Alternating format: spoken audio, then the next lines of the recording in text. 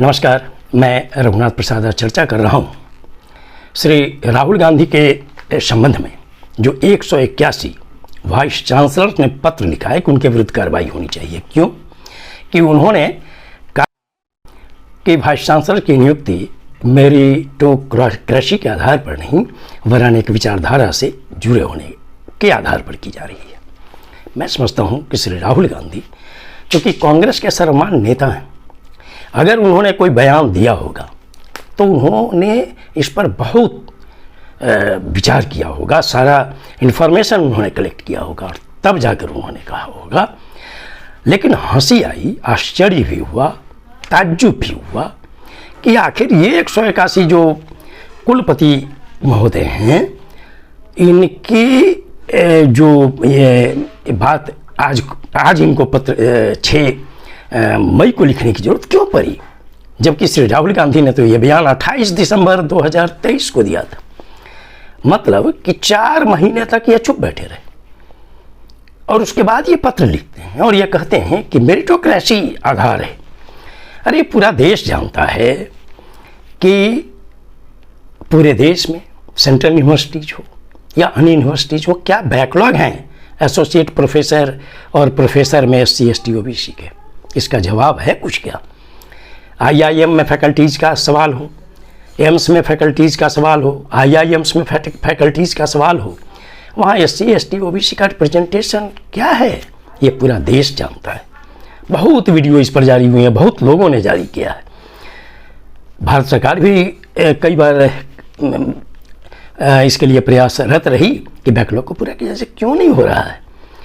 2006 में जब UPA 1 सरकार ने शिक्षण संस्थाओं में 27% आरक्षण दिया, उसके पहले SC ST का हो चुका था, जब पिछड़ों का 27% आरक्षण हुआ तो उस आरक्षण को लागू हुए भी तो 20 वर्ष लगभग हो गए ना, 18 वर्ष हो गए। एसोसिएट प्रोफेसर कितने हुए? अब मैंने कल एक कार्यक्रम देखा न्यूज़ 24 पर, जिसमें श्री विनय पाठक जी थे, श्री राजीव कुमार जी थे।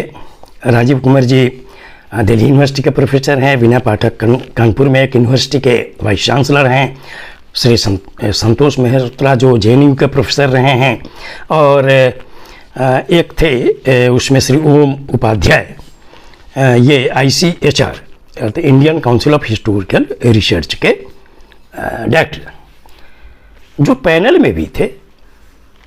उनके भी आधार पर आप अनुमान लगा सकते हैं कि वाइस चांसलर्स जो डिबेट कर रहे थे, मैंने देखा कि जब श्री राजीव कुमार जी जो प्रोफेसर हैं वहाँ दिल्ली यूनिवर्सिटी में, उन्होंने जब कहा कि सिर्फ 1 वर्ष का, श्री योगेश सिंह जो दिल्ली यूनिवर्सिटी के वाइस चांसलर हैं, 1 वर्ष के उनके कार्यक्रम को देखा जाए कि RSS के कितने कार्यक्रम उन्होंने ऑर्गेनाइज किए हैं।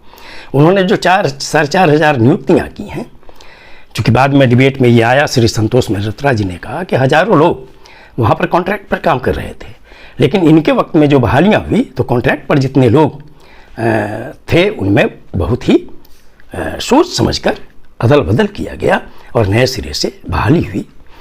उन्होंने भी आरोप लगाया कि विचारधारा के आधार पर बहालियाँ हुई हैं। और संतोष मेहरोत्रा जी ने तो बहुत बात कही, लेकिन इसका बचाव श्री विनय पाठक जी ने किया कि 10 वर्ष प्रोफेसर का क्राइटेरिया है, रिसर्च है, वगैरह वगैरह वगैरह है। मैं अनुरोध करूंगा शिक्षा मंत्रालय भारत सरकार से कि ये जो 181 वाइस चांसलर जिन्होंने दस्तखत किया है राहुल गांधी के विरुद्ध कार्रवाई के संबंध में, उनके संबंध में एक सूची जारी होनी चाहिए पूरे भारतवर्ष की जनता की जानकारी के लिए कि ये 181 वाइस चांसलर जो 4 महीने बाद उनको ध्यान आया कि राहुल गांधी ने बयान दिया था और तीसरा फेज का चुनाव जब 7 मई को होना था, उसके पहले उन्होंने ये पत्र लिखा। निश्चित तौर पर कुछ सोच समझकर, चूँकि 181 वाइस चांसलर का दस्तखत लेना ये साधारण सी बात नहीं। इनमें चूँकि जो सिग्नेचर ही हैं, जो जवाहरलाल नेहरू यूनिवर्सिटी के VC, पूरा देश जानता है उनकी विचारधारा को, दिल्ली यूनिवर्सिटी के जो वीसी हैं श्री योगेश सिंह, पूरा देश जानता है उनकी विचारधारा को। जो सिग्नेचरी नंबर 1 हैं श्री विनय पाठक जी, इनके विषय में मैंने देखा सोशल मीडिया पर कि कांग्रेस के नेताओं ने आरोप लगाया है कि इन पर सीबीआई इंक्वायरी चल रही है एक्सटॉर्शन को लेकर। एक हैं श्री सिग्नेचरी सेकंड भगवती प्रसाद शर्मा जी उदयपुर के, ये स्वदेशी जागरण मंच से जुड़े हुए हैं आरएसएस के। तो भारत सरकार को चाहिए, शिक्षा मंत्रालय को, कि 181 में कितने वाइस चांसलर एससी, एसटी और ओबीसी कैटेगरी के, ये तो पहले बतलाना चाहिए माइनॉरिटी के, ताकि ये पता लग जाए कि अगर वाइस चांसलर में अगर एससी, एसटी, ओबीसी माइनॉरिटी का है रिप्रेजेंटेशन इस 181 में, तो उससे से रेशियो निकल जाएगा। जो 500-600 सरकारी यूनिवर्सिटी है, प्राइवेट को छोड़ दीजिए तत्काल। इसके अतिरिक्त यह भी बताया जाना चाहिए कि आज जो पूरे देश में केंद्रीय विश्वविद्यालय हैं और जितने सरकारी विश्वविद्यालय हैं राज्यों में, उनमें कितने vice chancellor SC, ST, OBC और माइनॉरिटी से आते हैं, पूरा देश जान जाएगा। और अगर एससी, एसटी, ओबीसी माइनॉरिटी नहीं है तो इसका क्या मतलब है कि क्या वाइस चांसलर पद के लिए जो क्वालिफिकेशन है कि 10 वर्ष प्रोफेसर होना जरूरी है और अन्य जो रिसर्च पेपर वगैरह वगैरह हैं, क्या उसमें एससी, एसटी, ओबीसी का नहीं है? डिबेट में ये बात आ रही थी कि सर्च कमेटी होती है, वो सर्च कमेटी पहले तो पेपर में एडवर्टीजमेंट निकलता है, उससे सर्च कमेटी तैयार करती है 3 से 5 लिस्ट। तो चाहे भारत केंद्रीय विश्वविद्यालयों के लिए हो तो 3 से 5 लिस्ट जब जाएगा तो चयन तो भारत सरकार के शिक्षा मंत्रालय होते हुए महामहिम राष्ट्रपति जी के यहाँ से होगा। यह भी नहीं है पर 1 और 2 बाध्यता है, उसमें चयन होगा। और जो राज्यों में विश्वविद्यालय हैं, जैसे सर्च कमेटी के माध्यम से 3 या 5 नाम जाएंगे तो राज्यपाल उसमें से, महामहिम राज्यपाल उसमें से नाम चुनेंगे। उसमें भी नहीं है कि 1 नंबर को चुनिए, 2 नंबर को चुनिए। तो भारत सरकार इस पर पहले अपनी स्थिति तो स्पष्ट कर दे कि जो केंद्रीय विश्वविद्यालय 45 हैं और लगभग 600 की संख्या में जो सरकारी विश्वविद्यालय हैं, इनमें कितने vice chancellor SC, ST, OBC और माइनॉरिटीज के हैं, ताकि सोशल जस्टिस के लोग जान सकें कि वाइस चांसलर जो, चूंकि शिक्षा का मंदिर है, वो शिक्षा का सबसे बड़ा मंदिर है यूनिवर्सिटी, और उसमें अगर हमारी पहुंच नहीं है सामाजिक न्याय की, तो ऐसा अब ये भी एक होना चाहिए कि इन 181 वाइस चांसलर को यह भी बयान देना चाहिए कि अपने अपने यूनिवर्सिटी में उन्होंने जो एसोसिएट प्रोफेसर और प्रोफेसर के जो पद खाली थे एससी, एसटी, ओबीसी के, उनको भरने के लिए हमने ये किया और इतनी बड़ी संख्या में आरोप तो उन्होंने लगा दिया श्री राहुल गांधी जी पर। और एक चीज़ भारत सरकार के शिक्षा मंत्रालय को सारे भ्रम को दूर करने के लिए जरूर एक जारी करना चाहिए उनके बायोडाटा को, और उसमें ये जरूर होना चाहिए कि क्या वास्तव में ये किसी विशिष्ट संस्था से जुड़े रहे हैं कभी।